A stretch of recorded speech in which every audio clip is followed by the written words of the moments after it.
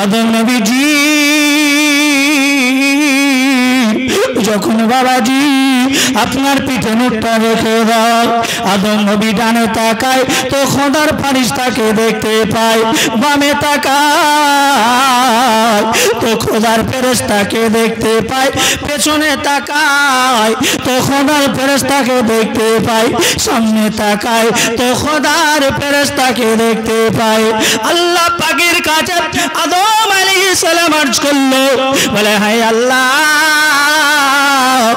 আজকে তোমার ফেরেশতারা আমার চতুর্দিকে ঘিরে ঘিরে কেন আমাকে জিয়ারত করে, এর মানেটা কি, এর কারণটা কি আল্লাহ তুমি আমাকে জানিয়ে দাও।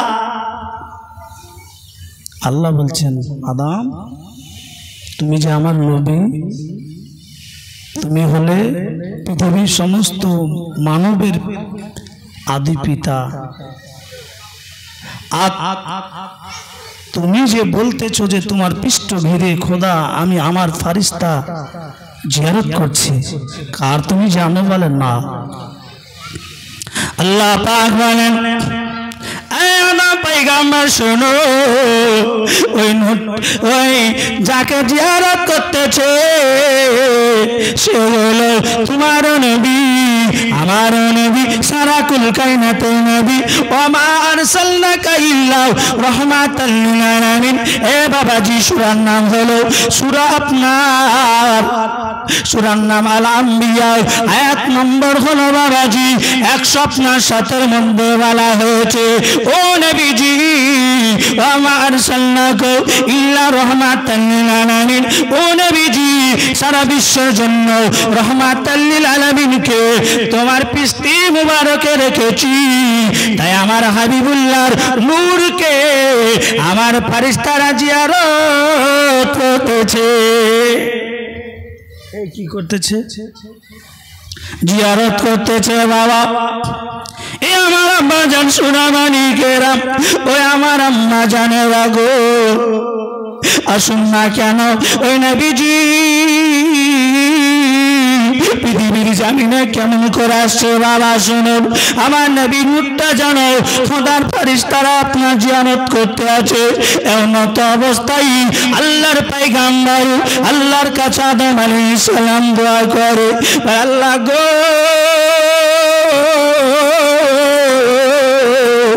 আজকে ওই তোমার ফেরেশতারা হাবিবুল্লাহ নূরকে জিয়ারত করে এমন একটি জায়গায় করে দাও, আমিও নবীর নূরটাকে যেন জিয়ারত করো।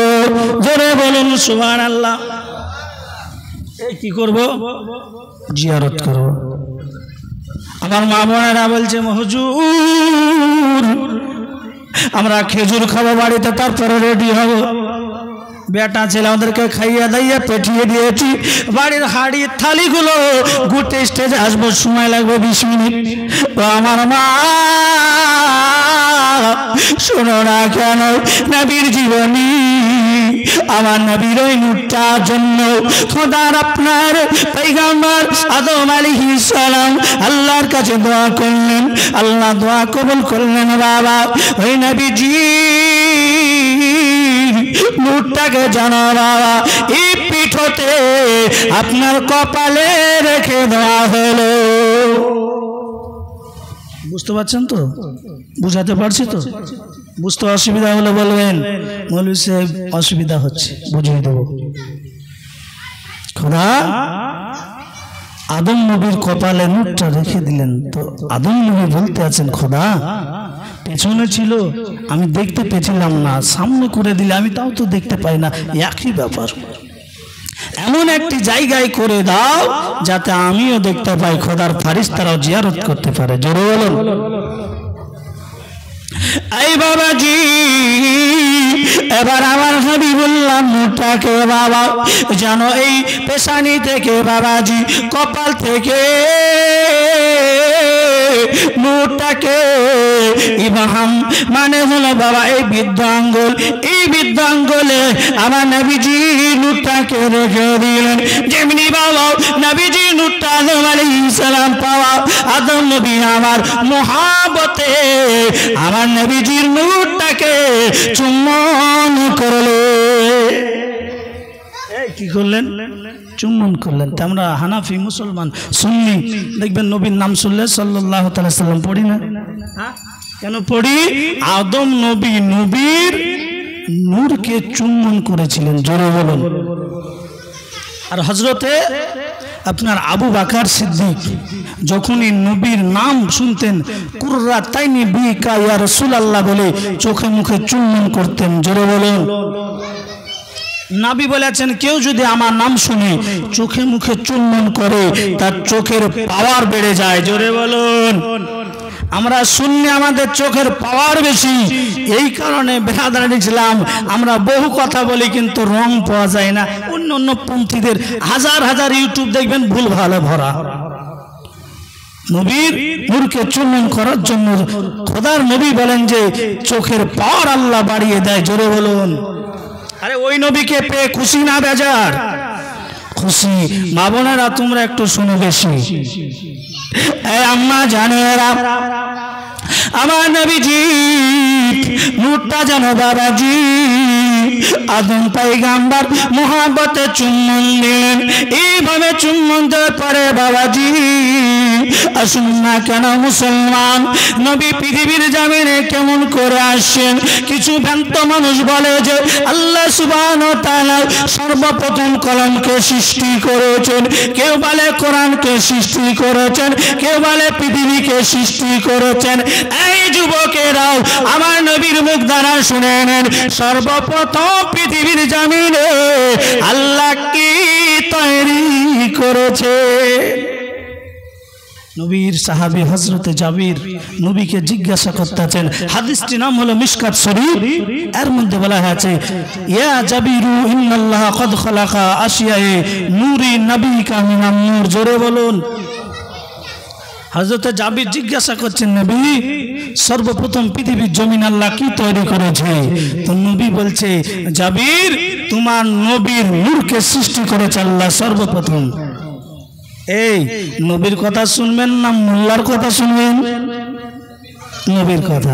তাহলে নবীর যেহেতু নিজে বলছে সর্বপ্রথম আমার নূরকে সৃষ্টি করেছে, তাহলে নবী আগে কোরআন পরে। বোঝা গেল? আসুন না কেন বুঝি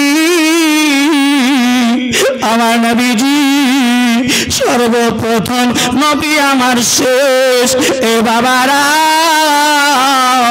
আসুন না কেন মুসলমান আমার হাবিবুল্লাহ নূরটা পৃথিবীর জমিনে বাবাজি আদম নবীর কাছ থেকে আস্তে আস্তে নূহ নবীর নিকটে, নূহ নবীর কাছ থেকে আস্তে আস্তে বাবা ইব্রাহিম নবীর কাছে, ইব্রাহিম নবীর কাছ থেকে আমার নবী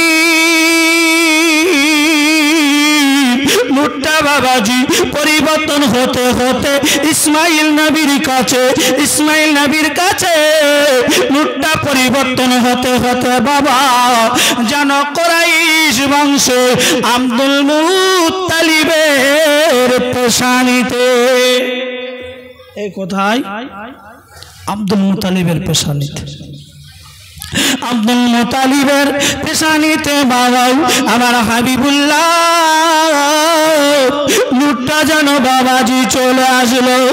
আব্দুল মুত্তালিব নবী নূরটা যেন কপালে রেখে বাবা এই বাবা জীবনে আব্দুল মুত্তালিবের জানো বিবি যার নাম হলো আপনার ফাতিমা।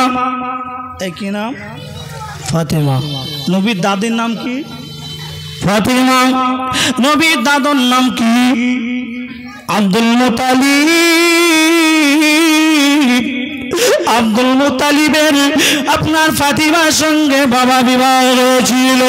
ওই ফাতিমার সঙ্গে আব্দুল মুত্তালিবের বিবাহের পরে কয়েক বছর বিবাহ হয়ে গেল, কিন্তু বিবির পেট হতে পৃথিবীর জমিনে এই বাবাজি সন্তান হয় না। এই কি হয় না? সন্তান হয় না।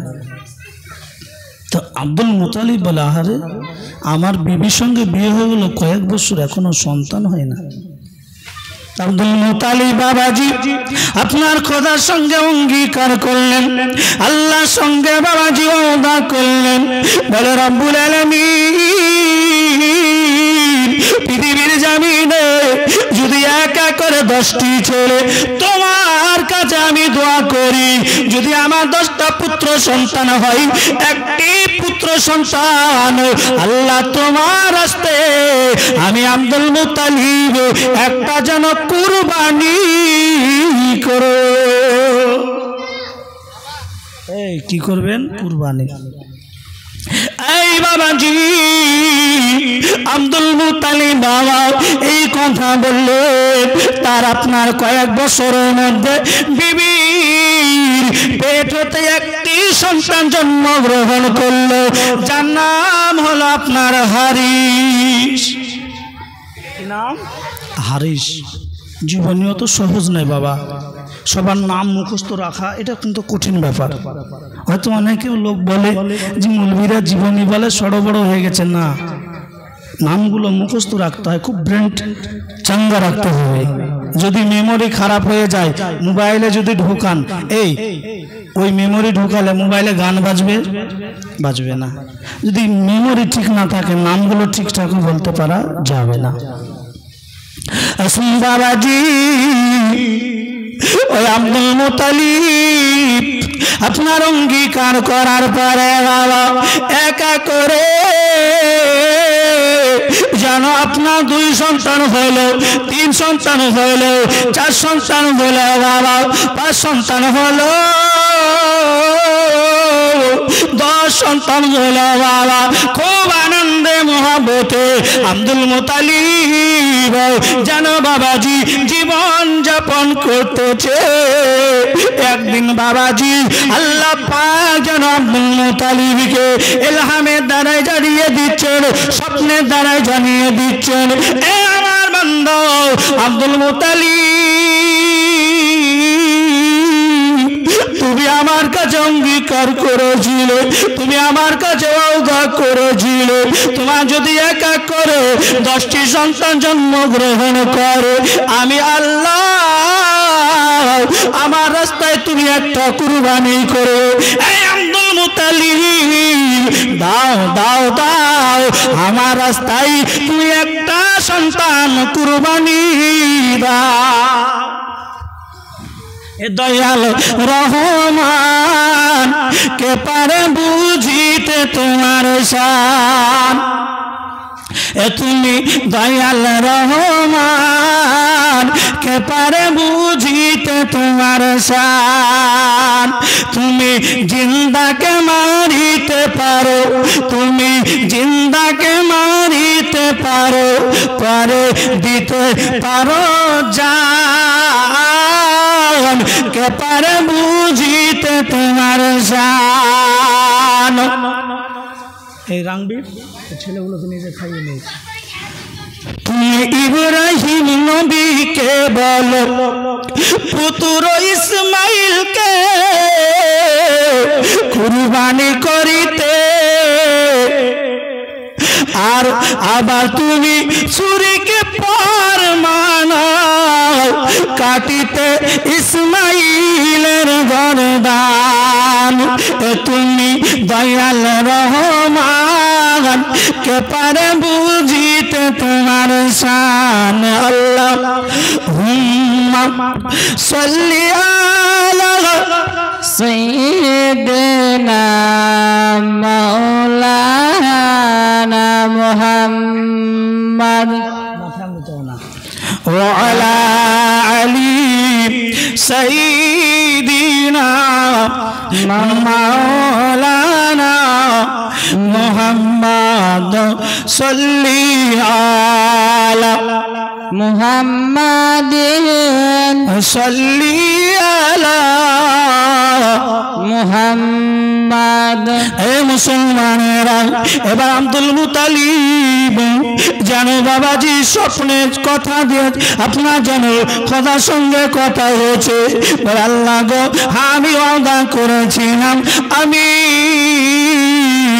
এখন আমি কোন বেটাকে বলবো 10 বেটার ভিতরে বলে বেটা তোমাকে খোদা দয়ে কুরবানি হতে হবে, আমি যাকে নামকরণ করে বলবো সে হয়তো আমার উপরে বেজার হয়ে যাবে। আব্দুল মুত্তালিব আপনার বারান্দার উপরে বাবা যেন চিন্তায় চিন্তিত হয়ে গেলেন, খাওয়া দাওয়া কমজোর করে দিলেন বাবা। একদিন চলে গেল, দুদিন চলে গেল বাবা, 3 দিন চলে গেল, এইভাবে আব্দুল মুত্তালিব কারো সঙ্গে বাবা কথা বলে না, কখন খায় কখন কি করে নিজেই জানে না। এই আব্বা জান সুরাবানি কে এইভাবে একদিন বড় বেটা হারিস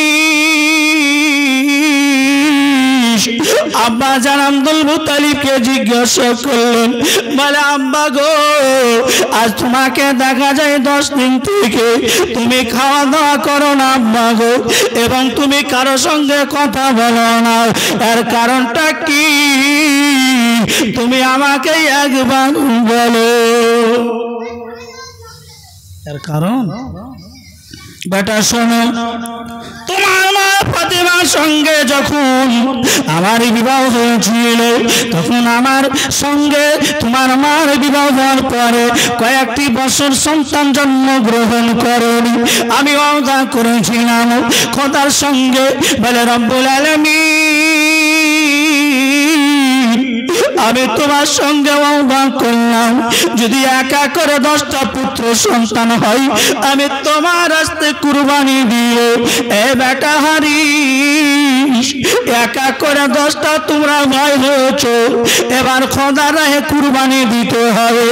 আমি ছোটটাকে দিব না আমি বড়টাকে দিব না আমি মেজোটাকে দিব, এই চিন্তায় বেটা আমি খাওয়া দাওয়া বন্ধ করে দিয়েছি, আমি হাসাহাসি বন্ধ করে দিয়েছি।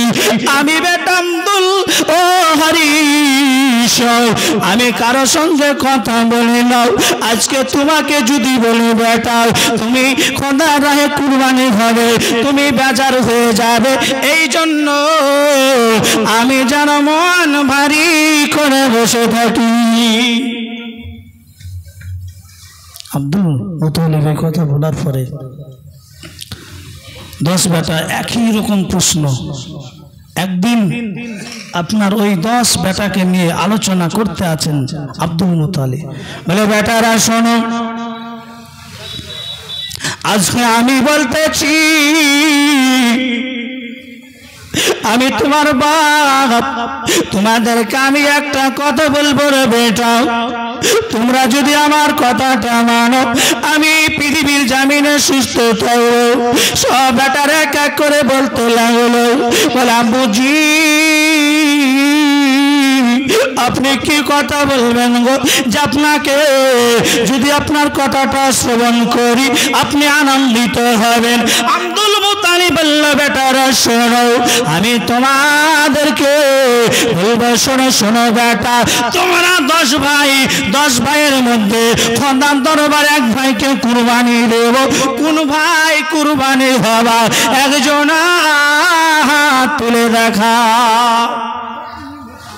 প্রথমেই বড় বেটা হারিস, আব্বা আছি 1 নম্বরে কুরবানি হবে, 1 নম্বরে কুরবানি হবে। বড় বেটা হারিস যখনই বাবাজি বলে যাবো গো আমি কুরবানি হব, এই মুসলমানেরা কি হলো কিছু হয়নি, সবাই যায়েন না, সবাই যায়েন না, কিছু হয়নি কিচ্ছু হয়নি, সবাই যায় না। আমার তারিকুল ভাইকে বলবো কি হয়েছে দেখুন। এই মুসলমানেরা সব বেটারা বলতে লাগলো আব্বুজি কি কথা, তখন বললো খোদার রায়ে কুরবানি হতে হবে। আপনারা ডিস্টার্ব করলে কথাটা বারবার রিপিট হবে, একটা কথা বলতে বলতে মাঝখানে বন্ধ হয়ে গেলে কথাটা ডবল বলতে হবে। তাই বলবো বাবাজি আপনারা বিরক্ত হয়েন না, কেউ যদি ঝামেলা করে আমার কয়েকজন ভাইকে বলবো আপনারা ঝামেলাটা চুকিয়ে দেন। এই মুসলমান আমি আপনাদের কাছে বলতে চাই, আব্দুল মুত্তালিবের বড় বেটা হারিস বলল, বলে আব্বু গো আমি প্রথম নম্বরে কুরবানি হব। যখন আব্দুল্লাহর বড় বেটা হারিস বলা মজা বেটা বলতে লাগলো, বলে ও ভাই হারিস, তোমাকে খোদারে কুরবানি হতে হবে না। তুমি আমার বড় ভাই, যেদিন আমার আব্বা মারা যাবে, যেদিন আমার আব্বুজি ইন্তিকাল করবে, সেদিন তোমাকে আমার আব্বার জায়গায় রাখবো, তোমাকে আব্বার মতো সম্মান করবো। এই আব্বা জান সুনামানিকেরা এইভাবে যেন মেজো ভাই বললাম যে আমি কুরবানি হব। যখন বাবাজি মেজো ভাই বলা, সেজো ভাই বলে ও মেজো ভাই, আজকে তুমি কুরবানি হও না, আমার বড় ভাই যখন ইন্তিকাল করবে তোমাকে বড় ভাই জায়গাতে সম্মান রাখবো। এইভাবে একা করে সব বেটারা বলতে লাগলো যে ভাই বড় ভাই তোমাকে কুরবানি হতে হবে না। সব থেকে প্যারা বেটা নবীর আব্বা আব্দুল্লাহ বাবাজি বলতে লাগলো, আব্বু গো, আমি তোমার সব থেকে প্যারা বেটা, আমি তোমার ছোট বেটা, সব থেকে আমি দেখতে সুন্দর। ও আব্বুজি, তুমি আমাকে খোদা রাহে কুরবানি করো। আব্দুল্লাহ যখন বললো শেষ সিদ্ধান্ত আব্দুল্লাহকে কুরবানি করবে। বিবিকে ফাতেমাকে গিয়ে বলছেন, এই আমার বিবি ফাতিমা, বিবি শোনো রে, আজকে তুমি আমাকে একটা ছোড়া দাও রে বিবি। এবার আব্দুল মুতালিব এ বাবা যে একটা ছোড়া বিবির কাছ থেকে নিয়ে এবং বিবিকে বলছে, বিবি শোনো রে, বিবি শোনো, তুমি আমাকে একটা রশি দাও। বিবির কাছ থেকে বাবা যে একটা রশি নিলেন, নেওয়ার পরে যেন আপনার আব্দুল মুতালিব আমার আব্দুল্লাহ নবীর আব্বাকে যেন কুরবানি করে, এই জন্য বাবা যেন ময়দানে নিয়ে যাচ্ছে। এখন অত অবস্থায় কিছু আপনার মরুভূমিতে লোকেরা জিজ্ঞাসা করতে লাগলো, বলে চাচা আব্দুল মুতালিব, চাচা গো, আজকে তুমি ছোড়া নিয়ে এবং রশি নিয়ে কোথায় চলেছ গো চাচা? তখন জানো আপনার আব্দুল মুতালিব বলল, আজকে আমার ছোট বেটা আব্দুল্লাহকে আমি কথা দিয়েছি আল্লাহর সঙ্গে যে আমি তাকে কুরবানি দিব, এই জন্য আমি তাকে কুরবানি করার জন্য মরুভূমি নিয়ে যাচ্ছি। এই মুসলমান যখন এই কথা বলা, তারা চোখের পানি ছেড়ে দিয়ে কাঁদতে লাগলো বাবাজি। এই মুসলমান এইভাবে আব্দুল মুতালিব নিজেও কান্দে বাবাজি, এবং যারা জিজ্ঞেস করা তারাও কান্দে। আব্দুল্লাহ যেন আব্বা আব্দুল মুতালিবকে বলছেন, আব্বা গো, তুমি কাঁদিও না, কাঁদিও না, তুমি আমাকে তাড়াতাড়ি করে খোদা রাস্তায় কুরবানি করো। আব্দুল্লাহ, আব্বা তুমি তাড়াতাড়ি করে কুরবানি করো, আল্লাহর সঙ্গে তুমি কথা দিয়েছো। যারা কথা খিলাফ করে এরা হচ্ছে মুনাফিক, এদের পেছনে নামাজও হবে না, এদের দানেও কিছু হবে না। এবার আব্দুল্লাহকে কুরবানি করতে যাবে। আই আব্বা জান সোনামানি কেন এবার যখন আব্দুল্লাহকে কুরবানি করার জন্য বাবা মরুভূমি দিকে নিয়ে যাবে, আব্দুল মুতালিবের হাতখানাকে বাবা যেন তারা ধরে নিয়েছে। বলছে, কেউ বলছে চাচা গো, কেউ বলছে ভাই গো, তুমি আব্দুল্লাহকে কুরবানি করতে নিয়ে যেও না। পৃথিবীর জমিনে জারি হয়ে যাবে যে নিজের সন্তানকে নিজে কুরবানি বছরও করতে হবে। ও চাচা, আব্দুল্লাহকে আপনি কুরবানি করতে নিয়ে যাবেন না। বলে, শোনো রে শোনো, আমি খোদাকে কথা দিয়েছি, আমি যদি কুরবানি না করি আমার আল্লাহ যেন বেজার হয়ে যাবে। হয়ে যাবে বেজার হয়ে যাবে। চাচা তবে একটা তোমাকে যুক্তি দেবো, যুক্তি অনুযায়ী যদি কাজ করো তোমার ছেলে বেঁচে যাবে। বলে কি যুক্তি বল? এই মুসলমান, আব্দুল মুত্তালিব বলল, তোমাদের যুক্তি শোনার পূর্বে আমি একটা কথা বলছি। আমি যেই অঙ্গীকার করেছি এর জন্য খোদার কাছে তো তওবা করব, এবং তোমাদের কাছে আমি ভুল স্বীকার করতেছি। আমি জীবনে এরকম মানত মানব না, এরকম মানত মানব না। এক পরিবারে স্ত্রীর সন্তান হয় না, একটা মানত মেনেছে, কি জানেন? বলছে, আল্লাহ গো, আমার সন্তান হয় না, যদি একটা সন্তান হয় তো জুম্মাতে মৌলভী সাহেব যেখানে খুতবা দেয় ইমাম সাহেবকে এদের ঢোল বাজাবো।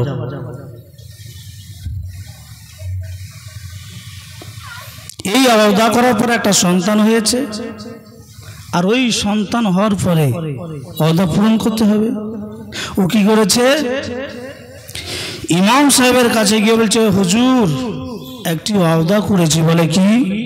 আপনি যেখানে খুতবা জুম্মাতে দেন সেখানে ঢোল বাজাতে হবে মেম্বারে চেপে। আচ্ছা বলুন, আমি যদি এখন মেম্বারে চেপে ঢোল বাজাই, আপনারা রাখবেন আমাকে? রাখবেন? রাখবেন না। কঠিন ব্যাপার। কি ওয়াদা? মৌলভী সাহেবের কাছে যে বলছে, হুজুর আপনাকে বাজাতে হবে। বলছি সম্ভব হবে না বাজানো, আমার চাকরি থাকবে না। যে কত বেতন দেয়? 8,000 7,000। কেউ বলছে আমাকে 7,000 দেয়। বলছে আপনাকে 14,000 দেবো, আপনি বাজাবেন কিনা বলেন? ঠিক আছে বাজাবো, যাও। এবার বলছে টাকা দাও, তামাশা দেখো, টাকা ফেঁকো তো তামাশা দেখো, টাকা দাও। টাকা নিয়ে ইমাম সাহেব একটা ডুগডুগি কিনেছে। ডুগডুগি কেনার পরে জুব্বা আমার মতো একটা হুব্বাতে ডুগডুগিটা পকেটে ভরে নিয়েছে। আর ওই মেয়েটা শুক্রবারের দিন ফটো দিয়ে তাকিয়ে দেখছে, হুজুর 14,000 তো নিল, ডুগডুগি বাজাবে তো, এ ঢোল বাজাবে তো। দেখছে জুম্মার টাইম হয়েছে, খুতবার আজান হলো। ইমাম সাহেব আপনার মেম্বারে চড়ে প্রথমেই ডুগডুগিটা বের করে আপনার এইভাবে বলছেন, এটা দেখছেন ঢোল, আর উনি এটা দেখছে। বলছে এই তো ঢোল দেখছেন না, এই ঢোলের এই পিঠে বাজা হারাম, ঢোলের ওই পিঠে বাজা হারাম। 14,000 হয়ে গেল, বুঝলেন? 14,000 হয়ে গেল, কিন্তু আমার মা বোনেদের দেখা গেল না। পাড়া গ্রামের মা বোনেরা বলে জীবনই শুনে, এখন এদের বাড়ির মনে হয় কিছু সাবটা হয়নি। মা বোনেরা রে, আপনাদের উদ্দেশ্যে বলছি, 5টা লোক আসবেন, বলতে ভালো লাগবে, শুনতে ভালো লাগবে। অনেকে ভাবছে যে বাড়িতে থেকেই শুনবো মায়ের কাছে। এই বাহাদুরপুরে বিরিয়ানি দোকান আছে, রাস্তা দিয়ে মোটরসাইকেলে যাবেন, সাইকেলে হেঁটে, খুব সেন্ট ছোটে, কত না মজা লাগে বিরিয়ানি সেন্ট। আর বিরিয়ানি খেলে কত মজা লাগবে, খুব মজা লাগবে। তাহলে আমি বলবো, যারা বাইরে থেকে শুনবেন বিরিয়ানি সেন্ট পাবেন, আর যারা ভিতর থেকে শুনবেন বিরিয়ানি সেন্ট পাবেন, বিরিয়ানি খাওয়ার স্বাদও পাবেন। আসুন না কানা বুঝি, এবার আপনার আব্দুল মুত্তালিব আপনার বেটাকে বাবা কুরবানি করার জন্য নিয়ে যাচ্ছে।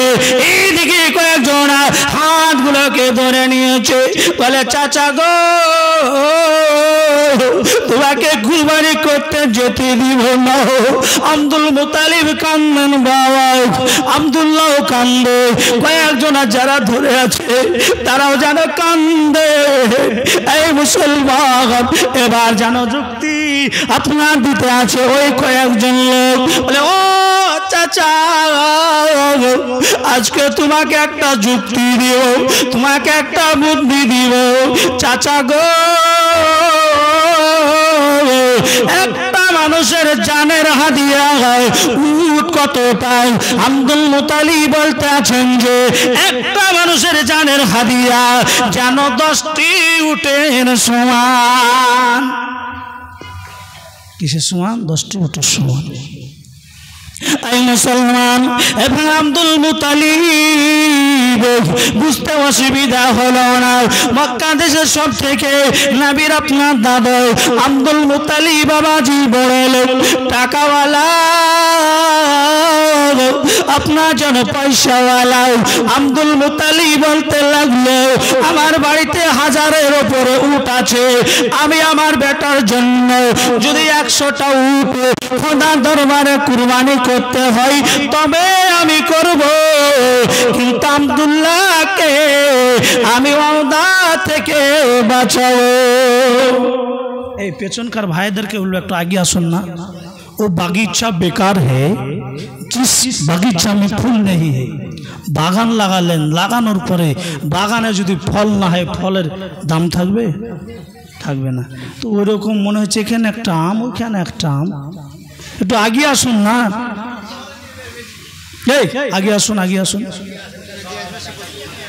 এই মুসলমান রাজা আব্দুল মুতালিব বলে, আমি একা করে আমার বেটার দরুন আমি 10টা করে জানের বদলে উট কুরবানি করব, তবে যুক্তি হলো লটারি করতে হবে। কাগজের এক পিঠে বাবা আব্দুল্লাহর নাম, অপর পিঠে 10টা উটের নাম। এই মুসলমান এইভাবে আপনার যেন লটারি লেখা হলো, লেখার পরে ওই লটারি টাকা কাছে ছেড়ে দেওয়া হলো। ওই লটারিটা আপনার আকাশ থেকে উড়তে উড়তে বাবা আপনার যেন জমিনে পড়ে গেল। যখনই জমিনে পড়ে গেল ওই আপনার যেন লটারির দিকে লক্ষ্যপাত করে দেখা হলো যে আপনার আব্দুল্লাহর নাম এসে গেছে। একটু জোরে সুবহানাল্লাহ বলবেন না? সুবহানাল্লাহর বরকত কত, ফায়েজ কত জানেন? আল্লাহর নবী হারুন আলাইহিস সালাম আল্লাহকে জিজ্ঞাসা করছে, খোদা পৃথিবীর জমিনে কেউ যদি একবার সুবহানাল্লাহ বলে তার ওজনটা কত?